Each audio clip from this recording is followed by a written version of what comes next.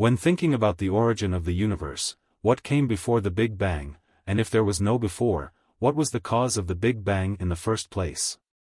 Until a few centuries ago, the answer was easy: some eternal deity set everything in motion. Even Isaac Newton believed that God created the universe some 6,000 years ago. Later, many scientists, including young Albert Einstein, assumed the universe itself to be eternal and everlasting. Of course, stars could be born and die in it, planets could collide, and civilizations could arise and fall, but on large spatial scales and over long periods of time, it always looked roughly the same as it does now. Only in the 1930s did convincing evidence of the expansion of the universe appear, and in the 1960s, evidence of its origin in the Big Bang. Such a radical revolution in the scientific worldview has not occurred perhaps since the recognition of the heliocentric system. But then, two equally difficult questions arose. First, what actually was before the Big Bang? What was space like before it began to expand, and how long did it stay in this primordial state? And secondly, everything that has a beginning has an end, so what will be the end of our universe? The English physicist Brian Cox set out to find an answer to this question. And now, in a world-shattering revelation, physicist and professor of particle physics Brian Cox has just declared that he strongly suspected that the universe existed before the Big Bang, throwing the theory of our origins on its head. We used to think that the universe emerged in that state, very hot and very dense, at the beginning of time, and we used to call that the Big Bang.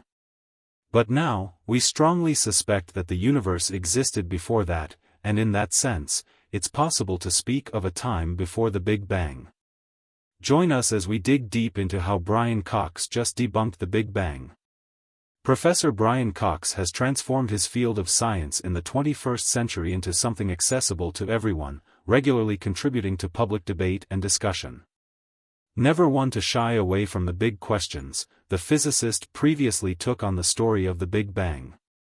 The idea of the Big Bang first came about back in the 1920s and 1930s.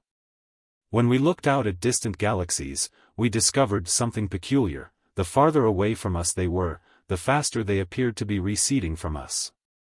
According to the predictions of Einstein's general relativity, a static universe would be gravitationally unstable. Everything needed to either be moving away from one another or collapsing towards one another if the fabric of space obeyed his laws. The observation of this apparent recession taught us that the universe was expanding. Today, if things are getting farther apart as time goes on, it means they were closer together in the distant past. An expanding universe doesn't just mean that things get farther apart as time goes on. It also means that the light existing in the universe stretches in wavelength as we travel forward in time. Since wavelength determines energy, that means the universe cools as we age, and hence things were hotter in the past. Extrapolate this back far enough, and you'll come to a time where everything was so hot that not even neutral atoms could form. If this picture were correct, we should see a leftover glow of radiation today in all directions that had cooled to just a few degrees above absolute zero. The discovery of this cosmic microwave background in 1964 by Arno Penzias and Bob Wilson was a breathtaking confirmation of the Big Bang. It's tempting, therefore, to keep extrapolating backwards in time to when the universe was even hotter, denser, and more compact. If you continue to go back, you'll find a time where it was too hot to form atomic nuclei, where the radiation was so hot that any bound protons and neutrons would be blasted apart, a time where matter and antimatter pairs could spontaneously form as the universe is so energetic that pairs of particles and antiparticles can spontaneously be created, a time where individual protons and neutrons break down into a quark-gluon plasma. This sets up a very different picture of the beginning of what led to a Big Bang. Rather than the emergence of time and space from a singular state, now we get to address the really big questions. What does all of this mean for the true beginning of the universe, if such a thing even existed? Well, the bottom line might be the hot Big Bang definitely happened, but it doesn't extend to go all the way back to an arbitrarily hot and dense state. Instead, the very early universe underwent a period of time where all of the energy that would go into the matter and radiation present today was instead bound up in the fabric of space itself. That period, known as cosmic inflation, came to an end and gave rise to the hot Big Bang, but never created an arbitrarily hot, dense state, nor did it create a singularity. What happened prior to inflation, or whether inflation was eternal to the past, is still an open question. But one thing is for certain, the Big Bang is not the beginning of the universe. But if the Big Bang wasn't the beginning, what was it? What happened before the Big Bang? Short answer, we don't know. Long answer, it could have been a lot of things, each mind-bending in its own way. It's possible that before the Big Bang, the universe was an infinite stretch of an ultra-hot, dense material, persisting in a steady state until, for some reason, the Big Bang occurred. This extra-dense universe may have been governed by quantum mechanics, the physics of the extremely small scale. The Big Bang then would have represented the moment that classical physics took over as the major driver of the universe's evolution. For Stephen Hawking, this moment was all that mattered. Before the Big Bang, he said, events are unmeasurable and thus undefined. Hawking called this the no-boundary proposal, in which time and space are finite but don't have any boundaries or starting or ending points, the same way that the planet Earth is finite but has no edge. Or perhaps there was something else before the Big Bang that's worth pondering. A bold idea of Professor Brian Cox suggested there was a time before the Big Bang, a time in which the universe did not exist at all. He explored this in his documentary series, Universe, stating that before the launch point of the Big Bang, there was no matter at all. All that existed was spacetime and an ocean of energy, almost still but gently rippling. This place, as he said, should be imagined as a near ocean of energy filling the void. It would have had no structures, and the energy in the space would have caused it to stretch violently, something known in space as inflation. Flipping the Bible creation story on its head, Brian Cox proceeded to explain the science creation story. The crux of the story is an unimaginably violent expansion known as inflation. He said, in the beginning, there was an ocean of energy that drove a rapid expansion of space known as inflation. There were ripples in the ocean. As inflation ended, the ocean of energy was converted into matter by the Big Bang, and the pattern of the ripples was imprinted into our universe as regions of slightly different density in the hydrogen and helium gas that formed shortly after the Big Bang. The denser regions of gas collapsed to form the first stars and the first galaxies, and 9 billion years later, a new star formed in the Milky Way, the Sun. The star was joined by 8 planets, including Earth, and nearly 13.8 billion years after it all began, we emerged, blinking into the light. Notably, Brian Cox is not the only one to make such an argument about the beginning of the universe. Remarkable theoretical physics research has revealed a possible window into the very early universe, showing that it may be just the latest iteration of a bang-bounce cycle that has been going on for, well, at least once and possibly forever.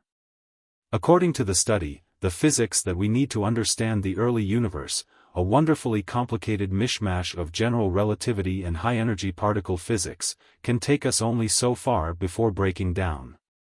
As we try to push deeper into the first moments of our cosmos, the math gets harder and harder to solve, all the way to the point where it just quits. The main sign that we have terrain yet to be explored is the presence of a singularity or a point of infinite density at the beginning of the Big Bang. Taken at face value, this tells us that at one point, the universe was crammed into an infinitely tiny, infinitely dense point. This is obviously absurd, and what it really tells us is that we need new physics to solve this problem. Our current toolkit just isn't good enough to save the day. We need some new physics, something that is capable of handling gravity and the other forces combined at ultra-high energies. And that's exactly what string theory claims to be. If a model of physics is capable of handling gravity and the other forces combined at ultra-high energies, then string theory claims it can explain the earliest moment of the universe. One of the earliest string theory notions is the ekpyrotic universe, which comes from the Greek word for conflation or fire. In this scenario, what we know as the Big Bang was sparked by something else happening before it. The Big Bang was not a beginning but one part of a larger process. Extending the ekpyrotic concept has led to a theory, again motivated by string theory, called cyclic cosmology. Technically, the idea of the universe continually repeating itself is thousands of years old and predates physics, but string theory gave the idea firm mathematical grounding. The cyclic universe goes about exactly as you might imagine, continually bouncing between big bangs and big crunches, potentially for eternity back in time and into the future. What we call the Big Bang was just the most recent bounce. One of the earliest models suggested that the cosmos bounces when it reaches some maximum density. When the universe reaches a certain density threshold, a special kind of pressure kicks in, preventing singularities from forming and forcing the universe to expand. In other words, our cosmos used to be much bigger than it is now. It experienced a slow contraction over an incredibly long period of time, until it reached that critical density and then bounced, giving us the Big Bang. That critical density is much higher than anything we experience in normal life but still much lower than the infinite density of a singularity. But once cosmologists crunched the numbers, they found a problem. For example, they realized that in the classical theory of general relativity, the proposed bounce couldn't actually occur. And when they added quantum mechanics into the mix, the universe couldn't really get to that state in the first place. So they went back to the drawing board and emerged with another model. Maybe the Big Bang bounce happened before the universe got that dense. The thinking goes like this. Quantum mechanics says that the vacuum of space isn't empty but rather seething with particles constantly popping in and out of existence. This vacuum energy can spontaneously trigger events. So, perhaps our universe was born when vacuum energy triggered the end of a previous universe's contraction phase, setting the stage for a bounce before it got to a ridiculously high density. So far, so good. This latest idea to tackle the bounce problem is known as the matter bounce scenario. This theory suggests that maybe a bounce happens not at incredibly high densities but when the density of the universe matches the density of the vacuum energy. Once this density is reached, the universe goes through a phase of super rapid expansion, a kind of inflation but without the inflation we usually think of. Instead of a beginning singularity, this matter bounce scenario suggests that what we call the Big Bang was a transition period between contraction and expansion. It's a nice idea that fits well with what we know about quantum mechanics and general relativity. For now, it's just one hypothesis among many, and we're still waiting for more evidence to help us choose between all the possible scenarios. But it's a fascinating glimpse into how the latest physics can help us understand our universe's origins. So, is it the end of the Big Bang theory? Well, the physics is complicated, but one of the simplest solutions might be right before our eyes.